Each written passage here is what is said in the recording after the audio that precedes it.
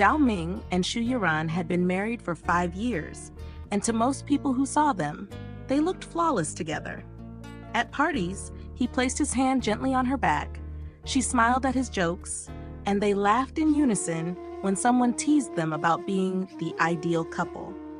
Their photos, carefully framed on the living room shelves, showed 2 people standing side by side, always well-dressed, always perfectly in sync. To neighbors and relatives, theirs was a marriage everyone admired, but Yiran had begun to notice the cracks, small at first, like faint lines on porcelain. Ming stayed at the office later than usual, claiming deadlines or urgent meetings. When his phone buzzed, he angled the screen away from her, a subtle gesture he thought went unnoticed. She told herself not to jump to conclusions, but the excuses came too easily, too often. She remembered a time when he used to bring home her favorite sesame buns from the bakery near his office. Now, he barely remembered to ask if she had eaten. One evening, as he typed furiously on his phone, his lips tugging into a half smile he didn't share with her, Yiran sat at the dining table watching him, chopsticks idle in her hand. Romantic comedies never show this part, she thought bitterly. The hero is always late because he's saving the world, not because he's texting someone else during dinner. Her heart ached, but her mind supplied humor to keep her steady. "Congratulations, Xu Yiran," she muttered under her breath as she cleared the table. "Your husband still comes home every night, just not really to you." At work, her colleagues asked casually how her husband was, and she gave automatic answers. "Busy," she said with a practiced smile. Busy was safer than the truth. Busy explained everything without actually saying anything. Late at night, she lay awake while Ming turned on his side, facing away. She stared at the faint glow of his phone under the blanket, the way his fingers moved quickly across the screen. She wanted to ask who it was, but the words stayed lodged in her throat. Pride was both her shield and her cage. Inside her, heartbreak and humor tangled together.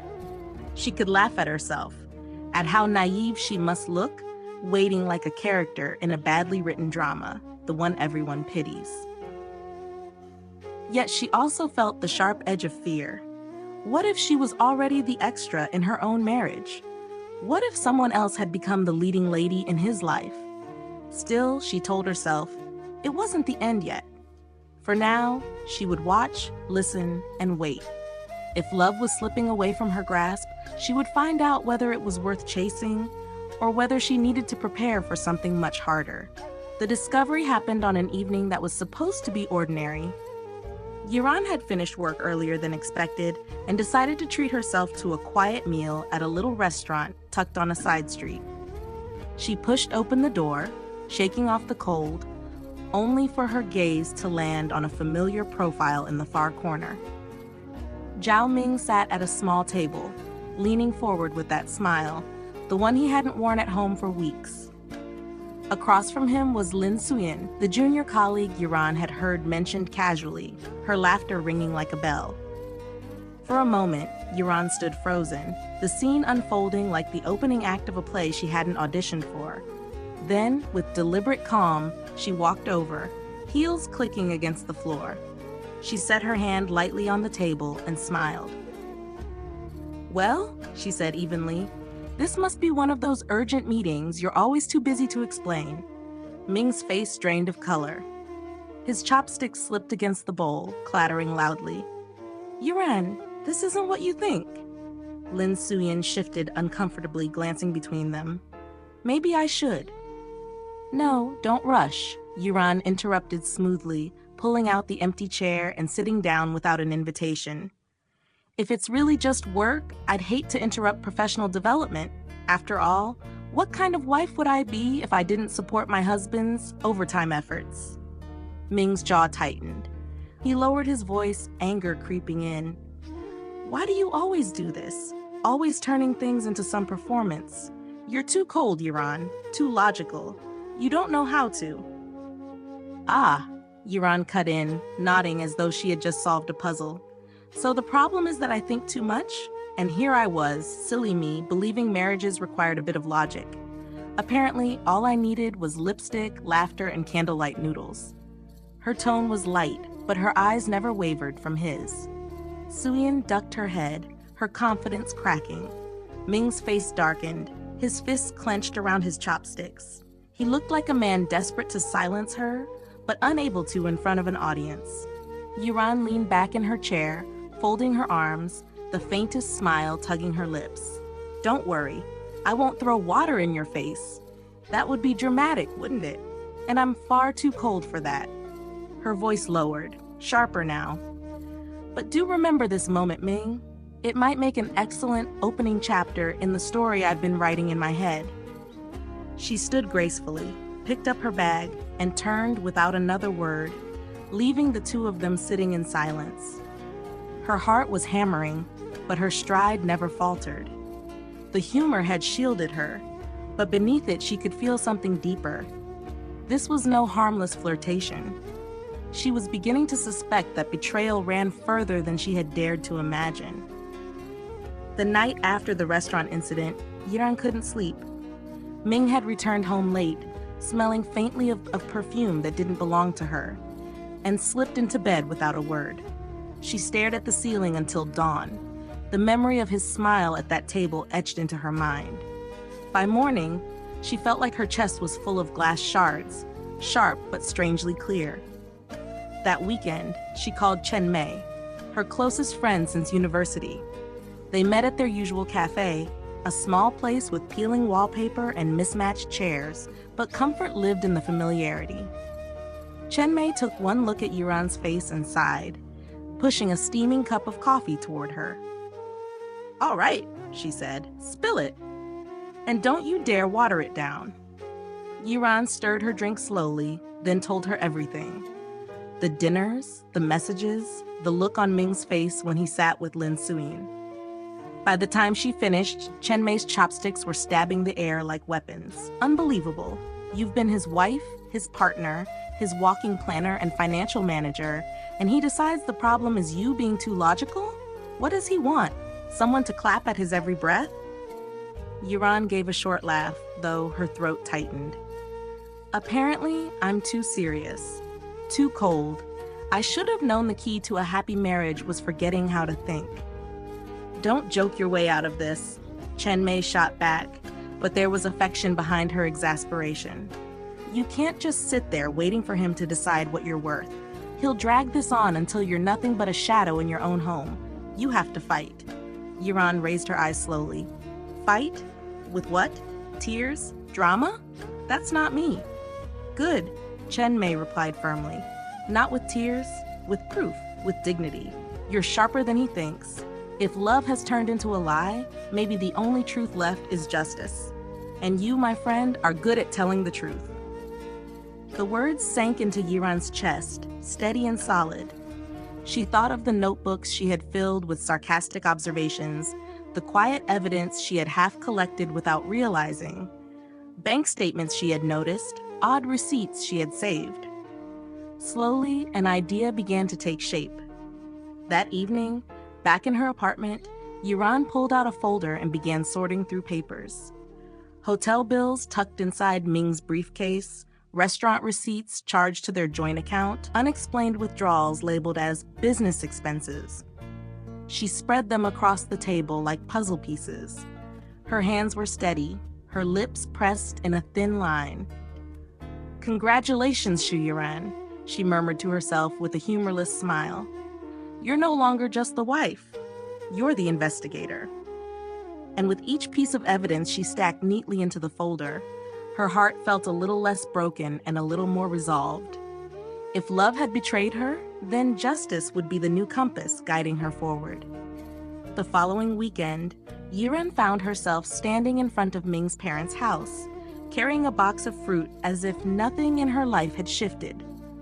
She smoothed her hair, fixed a gentle smile on her face, and walked inside. The scent of braised pork and steamed fish filled the air. Ming's mother greeted her warmly, pulling her into a hug. "Yiran, you always look thinner each time I see you. Are you eating properly? You mustn't let work wear you out." "I try, Mother," Yiran replied softly, slipping out of her coat.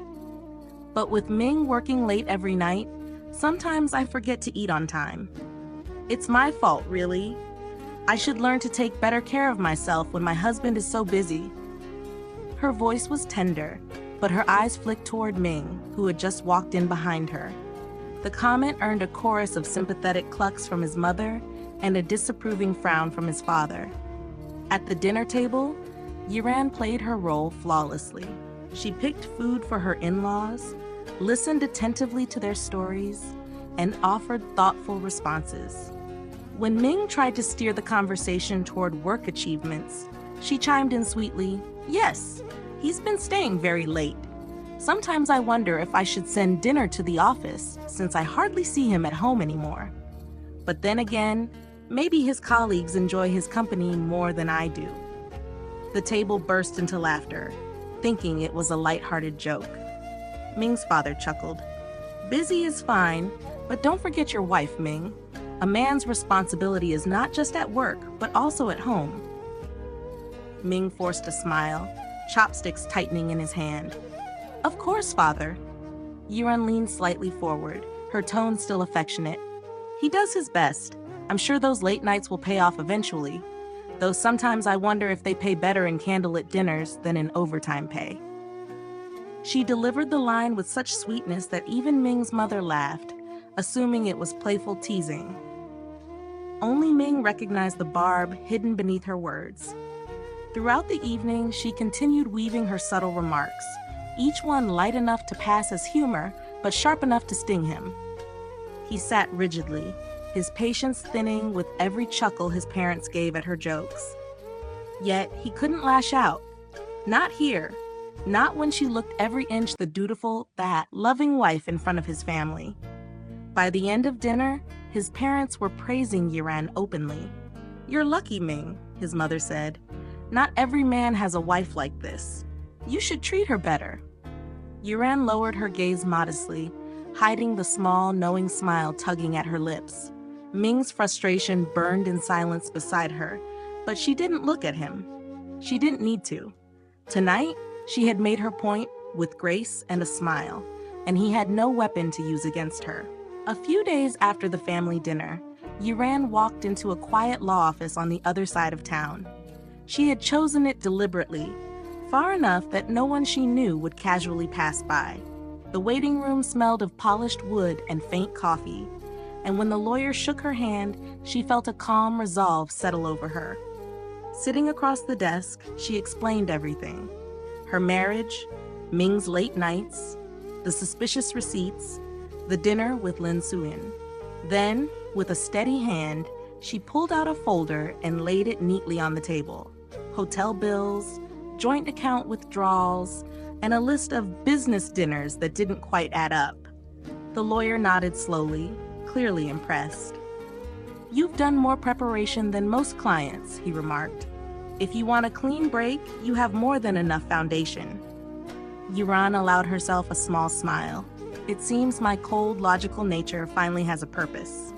When she left the office, she stood outside for a moment, watching the traffic flow down the busy street. Divorce sounded heavy, but to her it felt more like freedom disguised as paperwork. "Men think they're strategists," she mused, adjusting her coat, "but they forget women can read the rules too." Meanwhile, Zhao Ming grew bolder by the day. He no longer bothered to hide his outings with Suyin, meeting her openly at cafes, walking her to her car in full view of curious coworkers. He had convinced himself Yiran would never fight. To him, she was too composed, too unwilling to stir drama. In his mind, silence meant surrender. At home, he strutted in with excuses so thin they were almost insulting. "Late meeting," he'd mumble, kicking off his shoes, never noticing the quiet way Yiran glanced up from her notebook. She didn't argue, didn't cry, didn't plead. Instead, she wrote lists, observations, the kind of notes that built into evidence. One evening, while he showered, his phone buzzed on the nightstand. Yiran didn't touch it. She didn't need to. She already had what she needed. She simply watched the glow of the screen fade and thought, funny, how he believes secrets make him powerful. In reality, they make him predictable. Ming laughed louder these days, always at the wrong times, louder at jokes that weren't funny, louder with a woman who wasn't his wife. He thought he was winning. Yuran, however, had stopped playing his game altogether. She was setting up her own board, with her own rules, and she wasn't planning to lose. The confrontation came on an evening that began like so many others. Ming returned home late, loosening his tie, smelling faintly of cologne that Yuran didn't own. He muttered something about a meeting, dropping his jacket carelessly on the couch. Yuran was waiting at the dining table, a simple meal laid out between them, untouched. She didn't rise to greet him, didn't scold. She simply folded her hands and said, "Sit. We need to talk." Ming sighed, already defensive. "If this is about my schedule again, I told you, work has been insane." Yuran's voice was calm, steady. "This isn't about your schedule. It's about Lin Suyin." The name cut through the room. Ming froze, then narrowed his eyes. "What about her?" "I've seen you," Yuran said evenly. "The dinners, the way you smile at her, the way you don't smile at me anymore. I don't need to guess." Ming slammed his hand on the table, his face hardening. "You always do this. You're so cold, Yuran, so distant. You don't understand love anymore. You just analyze everything, make lists, turn feelings into logic. Do you even know how exhausting it is to live with someone like that?" For a moment, silence held the room. Yuran's chest tightened, but her expression never wavered. She rose from her chair slowly, her eyes meeting his with quiet strength. "Maybe I wasn't the wife you wanted," she said softly, her words carrying more weight than her tone, "but I'll be the woman who teaches you justice." She turned, opened the drawer beside the table, and pulled out a large envelope. Walking back, she placed it neatly in front of him. He stared at the bold letters on the cover, "Divorce Agreement." His face shifted from shock to fury. "You're serious? After everything? This is what you want?" "No," Yuran replied, her voice still calm. "This isn't what I wanted. But this is what you've chosen. You traded our marriage for late nights and lies. I'm just finishing the story you started." Ming's hands clenched around the envelope, but he didn't open it. He was too busy staring at her, as if seeing her clearly for the first time. She looked neither broken nor bitter, only resolute. "I won't fight with you," Yuran continued. "I won't scream. I won't beg. But don't mistake my silence for weakness. I've stayed long enough to understand the truth. Now I'll leave with my dignity intact." With that, she gathered her things, leaving him at the table, the envelope between them like a final line drawn. The sound of her footsteps down the hallway echoed with finality. Ming was left in a room that suddenly felt too quiet, holding the papers that spelled out the end of everything he thought he controlled. The courtroom smelled faintly of polished wood and tension. Zhao Ming walked in first, straight-backed, with Lin Suyin trailing just behind him in a neatly pressed dress. Their expressions carried a smugness that almost dared anyone to disagree with their version of the truth. Ming looked across the aisle, as if expecting to find Yuran trembling or broken. Instead, she sat calmly at her table, hair tied neatly, a slim folder of documents in front of her. She looked less like a scorned wife, and more like a woman ready for business.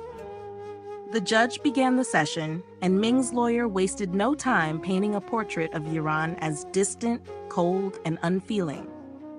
Ming sat with his arms folded, nodding along, his lips twitching into the faintest smile. Suyin looked satisfied, as though the case had already been decided. When it was her turn to speak, Yuran stood gracefully, her voice steady but laced with dry humor. "If taking responsibility for bills, organizing a home, and supporting a husband's career counts as being cold, then yes, I am guilty. I must also plead guilty to reminding him of his parents' birthdays and buying medicine when he caught the flu. Truly, my logic has been a terrible burden on this marriage." A ripple of quiet laughter ran through the room, even the judge's brows lifting in faint amusement. Ming's smug smile faltered. Then Yuran opened her folder.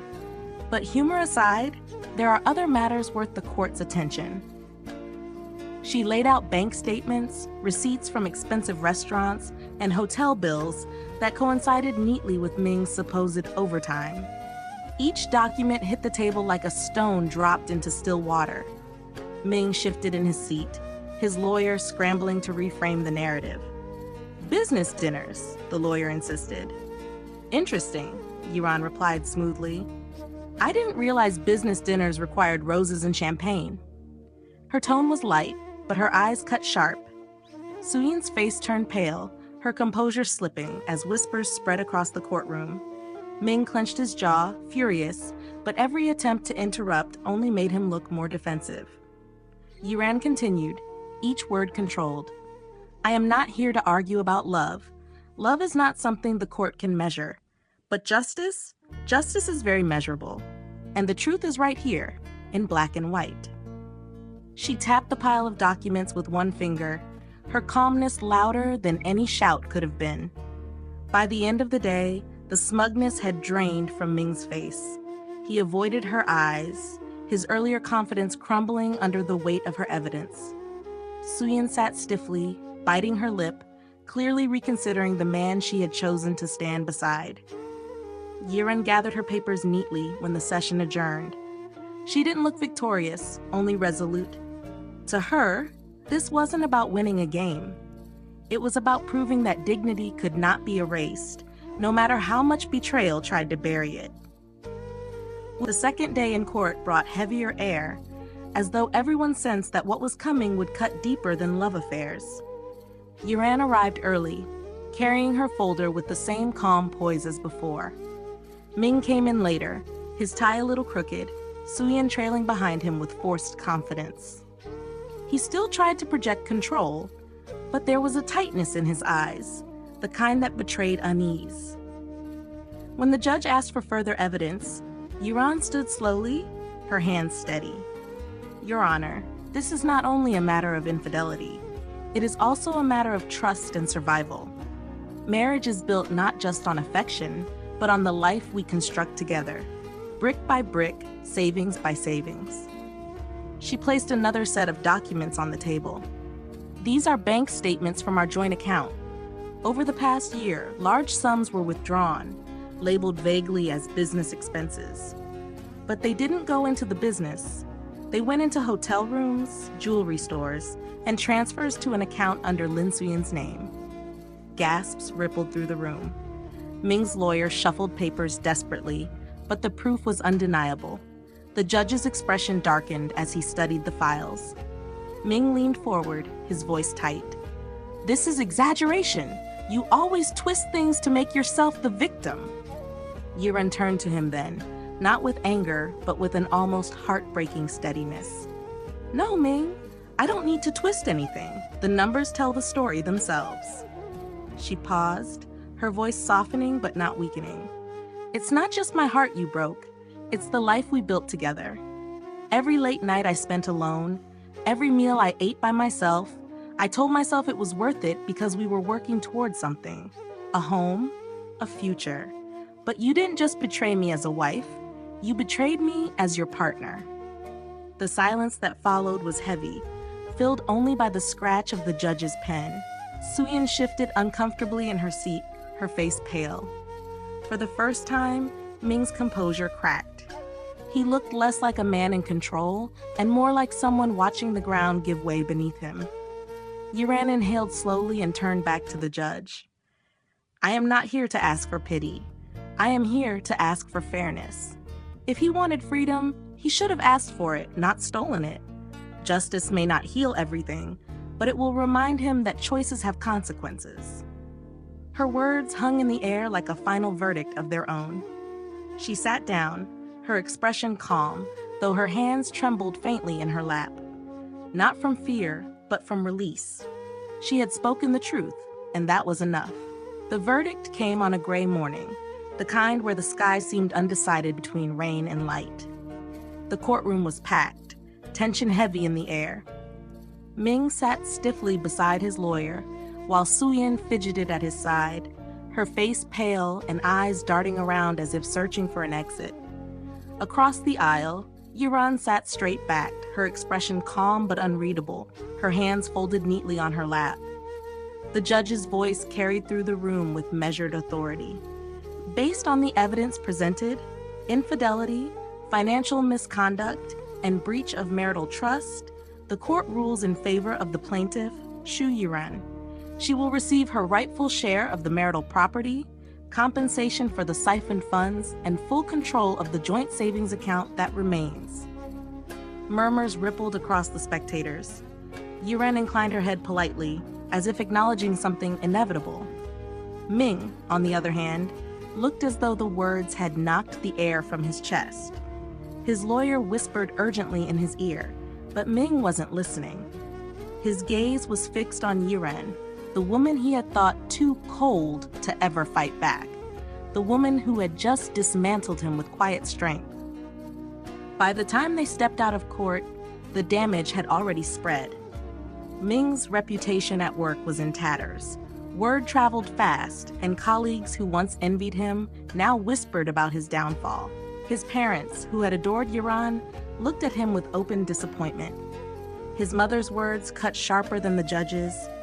"You betrayed the only person who truly stood by you. Don't come to us for sympathy." Even Suyin began to retreat. The glitter of stolen romance dulled when faced with unpaid bills and public shame. She avoided Ming's calls, answered him with clipped tones, and finally muttered, "This isn't what I signed up for."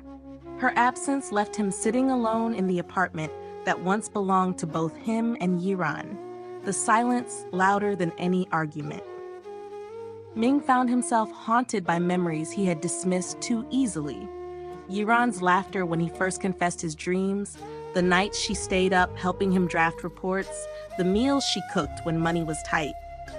He realized too late that while he chased fleeting warmth elsewhere, she had been the one holding their world together. But regret could not rebuild what he had broken. The papers were signed, the judgment delivered, the life they had built dismantled piece by piece. Ming stared at the empty space across the table where Yuran once sat, and finally understood that he had not just lost a wife, he had lost the truest partner he would ever have. Yuran, meanwhile, walked out of the courthouse into the cool air, her head held high. She wasn't triumphant, not in the dramatic sense, but she was steady. She had fought for her dignity and won it back. For her, that was enough. Yuran's new apartment was small, with walls that still smelled faintly of fresh paint and windows that rattled whenever the wind blew too hard.